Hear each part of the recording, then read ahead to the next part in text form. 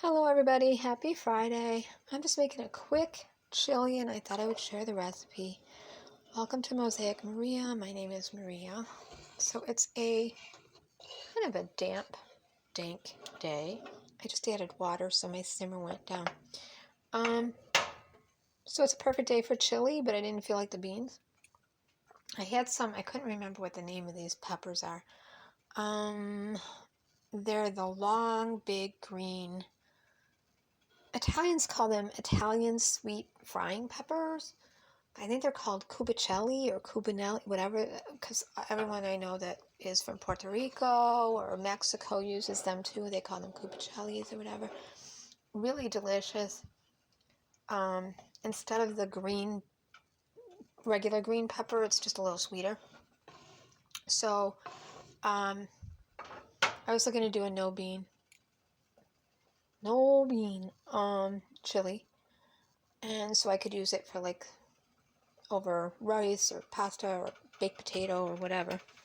And I really didn't want to do like too much chili flavor. So what I did was I ground up my ground beef. I had 1 pound of lean ground beef. Here's my little handy dandy Mainstay, $5 Walmart Mainstay chopper. It's a good deal. I browned it up on medium heat and added to that about 12 big white mushrooms and 6 portobello baby mushrooms. Chopped that up as the meat was cooking, and then added 1 medium yellow onion and kept that going, and then 2 of those Cubacelli or long green peppers. Then I added 2 packets of Herbox sodium-free beef bouillon. Really watching the celery. Then I added oregano. I found Mexican oregano, which is really different than oregano. Can't explain it. It's got more of a smoky flavor, maybe. So I have about a teaspoon of that in there. And then I used 3 tablespoons of chili pepper, 1 small can of mild Rotel with green chilies in it, a dash of sriracha went in, paprika about 2 layers, basil about 2 layers, just regular black pepper, about a teaspoon of ground cinnamon, and 1/4 of a teaspoon of nutmeg, teaspoon of sugar, 1 6-ounce can of tomato paste, 1 28-ounce jar of crushed tomatoes, and 1 no salt tomato sauce. The brand I used was Red Pack, Wegmans, and Hans. Just whatever I could get on sale when it was on sale. And I'm just going to wait till this comes to the top and then skim my little oil off of there. I don't know if I'm going to put, it's really a good consistency. I don't know if I'm going to put, that looks green. It looks green because I'm showing you the green peppers. I don't know if I'm going to put, I did put garlic in it. There's 2 garlic cloves, 2 small medium garlic cloves chopped up, diced. So mushrooms, Italian sweet green frying peppers, diced tomato, crushed tomato, tomato sauce, tomato paste, beef bouillon. I started here at that line, so I'm going to keep bringing my water up to that line for a while. A mix of baby bella mushrooms and white snowcat mushrooms. I'm just shopping sales now. That's what I'm doing. So I'm not being particular about anything. So I'm going to get my line back up to there. And I'm going to put a lid on it and just put it on simmer. I was going to put it in my slow cooker and let it just cook all day, but it's really quite nice just like that. You could just brown your ground beef. And one recipe I saw that was interesting was use some of the bacon grease to brown your beef, if you have bacon grease, or take a half pound, like maybe 6 slices of bacon, and brown them up in your oven, and then crumble them into your ground beef. Some people use Worcestershire sauce and beef consomme and their tomato paste and their crushed tomatoes and their tomato sauce and all of that. I found a good substitute when you don't have Worcestershire is the beef consomme with a little bit of soy sauce. But one of the things I'm going to do that my dad always did when he made chili in the restaurant was he just threw everything in it. But sometimes he would put a little, just a touch of cocoa or a little chocolate in it. Sometimes my grandmother, my mom's mom, and I don't know if it was my dad's mom that would do this too, but I think my mom's mom used to do this. She would take a little bit of grape jelly with the chocolate and put it in the chili instead of doing the sugar. She always put the cinnamon in. I don't know if it was my dad that did the chocolate. I'm pretty sure he did put a little cocoa or something in there. But this just reminds me of my dad because he was always, this type of weather, he was always making chili. I never saw him really eating chili, but we always had chili at the restaurant. We had a lot of soups because we had a soup and salad bar and a buffet, so we had like 6 or 7 soups out there all the time, 6 or 7 sauces, and a ton of stuff on the salad bar. Chicken wings, barbecue, all different sauces, ribs, half chickens, hickory smoked, mesquite. We had everything on that bar. People would come in and fill up on ribs, chicken, pizza, pasta, salad. And they'd go from the split pea and ham soup to the lentil soup to the chicken soup that was always there. Barley soup. We had a beef barley soup all the time. We had a Manhattan clam chowder, a red one and a white one, New England clam chowder, and then a pasta visual, always. So this goes out to my dad because thank you for teaching me how to cook. I love you. And thank you for all the wonderful kitchen recipes. My dad was one of those people that would get in the kitchen and fuss with the food and make it better. Put a little of this and a little of that in there. And so was my ex-husband, my ex-late husband, which is why I think I just saw the way he did, and it reminded me of my dad. They were very much alike in that way. His father, too. He'd bop around in the kitchen. You know, men, you gotta learn how to cook. It's a good thing. It's a good thing to know how to cook. Right? It's the most attractive thing a man could have going for them is you know how to cook. Not just the woman. Right? All right, so I'm going to go after this. Like I always say in my videos. This is the meditative part that I love. Skimming. So if you didn't drain the fat out of your ground beef, which everyone tells you to do, don't worry about it. If it's only 1 pound, it's not going to make that much flavor. Just go grab your oil at the side there. And I am not putting beans in this. This is a no bean chili. I believe we always had beans in our chili, but because I'm going to use this to put over a baked potato, I use this to put over rice. I'm going to use this as a dip. I don't really want the beans in it. I have black beans. If I was going to put beans in this, it would be black beans. It wouldn't be red beans, but you could do whatever you want. Pinto beans, black beans, red beans, kidney beans. I like the light.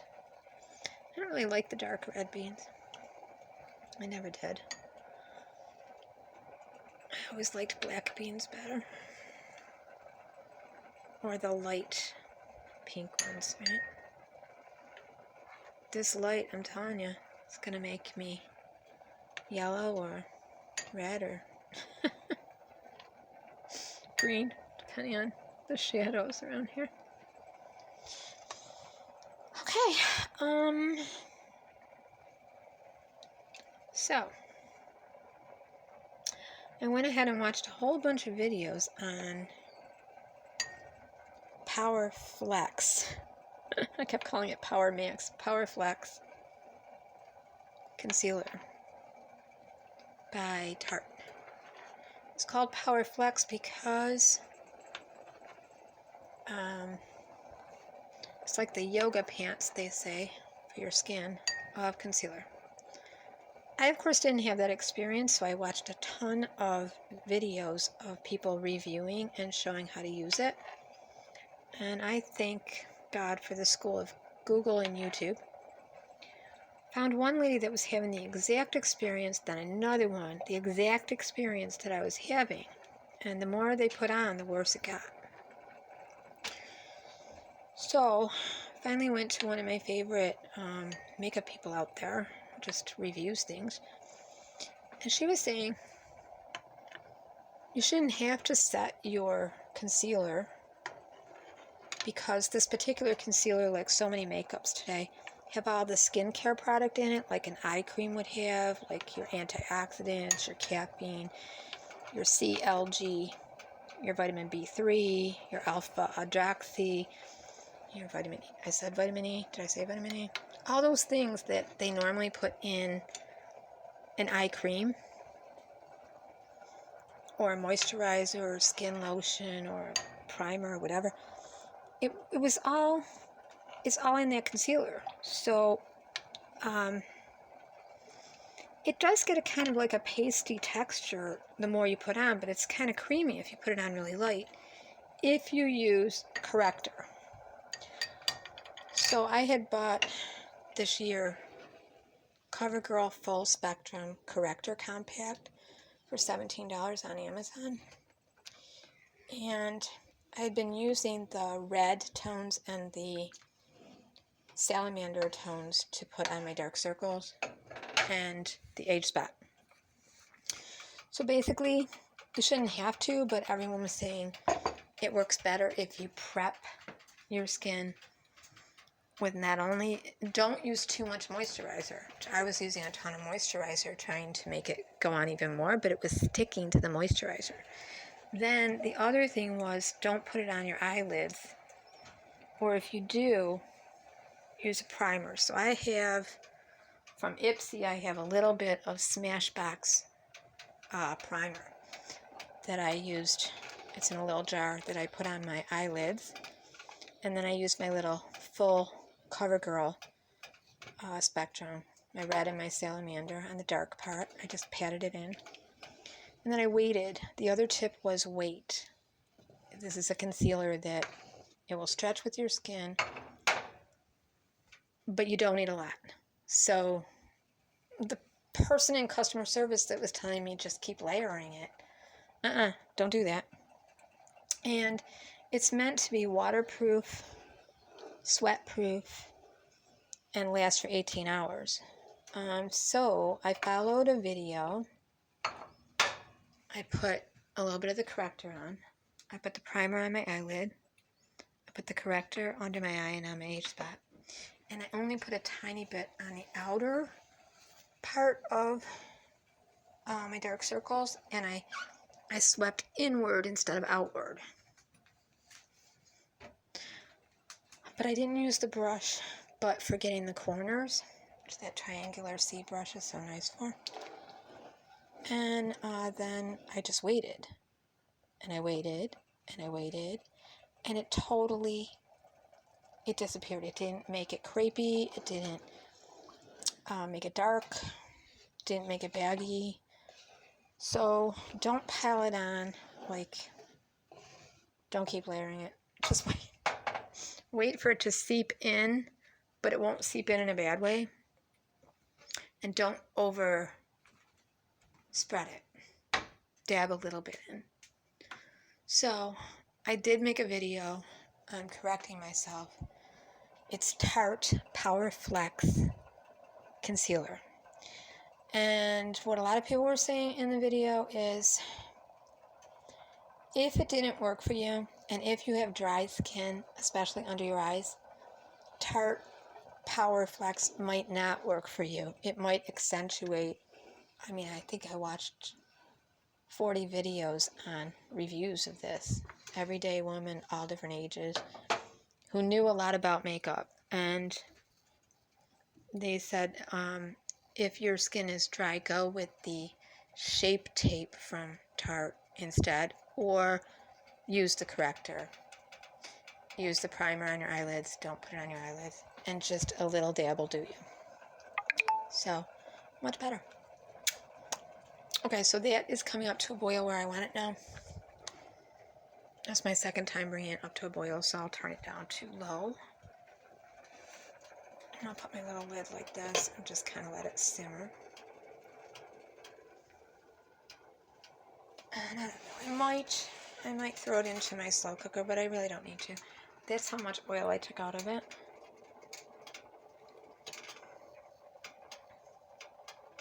So it should calm down. Sometimes when I go to the low, it actually goes hotter.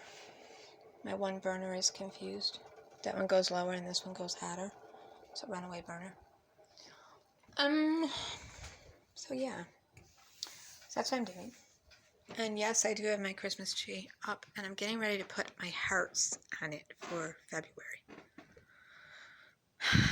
So all those little sweaters I knitted and caps and things, I didn't get a picture of it. I took them down. So my theme tree for February, I should have kept the sweater caps up because it finally snowed out there today. What the kind of snow it was, I was out in the snow yesterday when it was doing this, and again today 3 times, and walking in it was like getting splattered with bird poop. It wasn't like substantial snow. It wasn't feathery snow. It was, I can't make up my mind what I am. Slush, snow, blah, blah, blah, right? So, yeah, whether you had an umbrella, a hood, a hat, whatever, you were going to get splattered on from the kind of snowing it was doing here. It's like the sky opened up and decided to do bird poop. Alright, so this is it. Mushrooms. I have mushrooms. I said I have mushrooms in there. It's my chili recipe. And it's really good.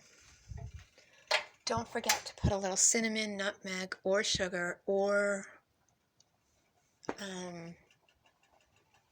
a beef bouillon base, or if you don't have that, or Worcestershire, or just a splash, or a little balsamic vinegar would work, or a little bit of soy sauce. This doesn't need anything. I've tasted it. It's absolutely delicious. These sweet green frying peppers. Let me see if I can find one to show you what they look like. Let me see. Yeah, I can. This is what they look like.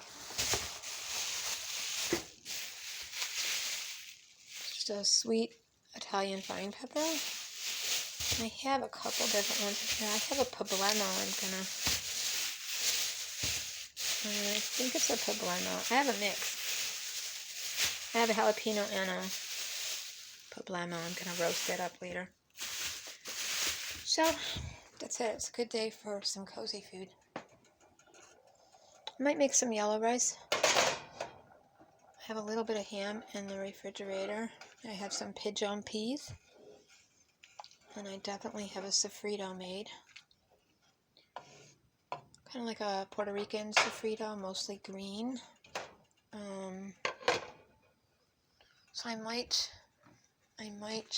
use that and make a little yellow rice to put it over. I don't know, but it's good eats. I hope everybody has a beautiful day, and I hope you'll try this recipe. Okay, thanks for hanging with me. Bye.